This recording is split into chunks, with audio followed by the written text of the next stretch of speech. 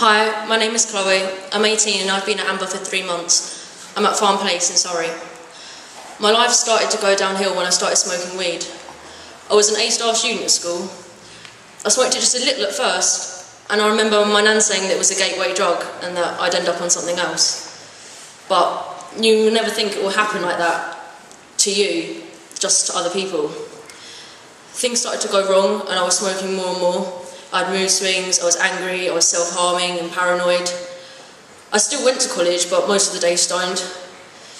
You think things are going wrong, so you use more weed, but you don't see that it's because of the weed that things are going wrong.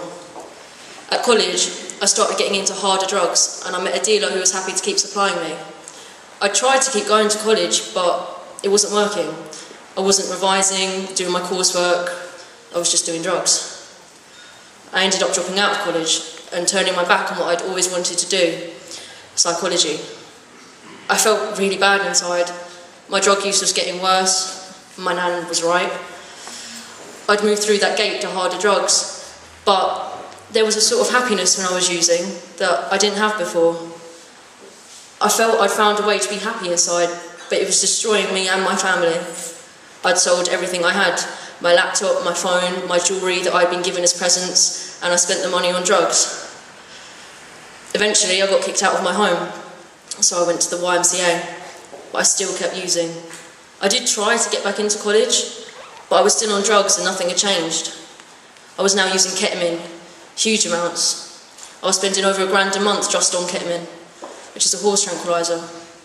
I was also taking weed and cocaine and MDMA as well, and I ran out of things to sell. My priorities changed. I didn't eat, my fridge was always empty, I was losing weight fast. I didn't do my nails or my hair, all I did was drugs. I bought things on buy now, pay later schemes and ran up huge debts.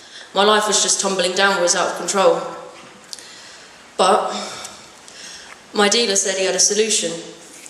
I didn't need to get into debt, and he could help me make money and pay for drugs. There's always another way. So I went down that route, being used by my dealer and his contacts. Yeah, it was another way. I got kicked out of the YMCA because I was dealing with some of the residents who were also vulnerable. I was offered another hostel or Amber. I knew if I went to another hostel nothing would change. And I didn't want to be this way for the rest of my life. I didn't really want to go to Amber at first either. I didn't know if I could cope, I was scared. But I really did want to stop using deep inside and become what I'd always wanted to be. So I plucked up my courage and came to Amber. That was in November, and here I am. I haven't touched any drugs since. I could have done when I went home for Christmas with my family. I had the chance, but I didn't. So I know Amber has changed my way of thinking. Before Amber, I was depressed, self-harming and using, but now I feel solidly happy inside, which I've never felt before. I will get back into college to do psychology, but I need to do things for myself first. I'm making full use of everything at Amber. I want to go to Bulgaria with the team to work in the orphanage. I want to go to Raleigh and help people in the third world. I want to experience things. I know I'll never be able to take drugs just socially or occasionally, as I'll become hooked. But I can deal with that because at the moment I feel happy and I feel good and I have things to look forward to. And when the time is right, I'll finish my studies and do something really worthwhile with my life. But right now, I need Amber to get me to the next stage. Thank you for supporting Amber and helping all of us.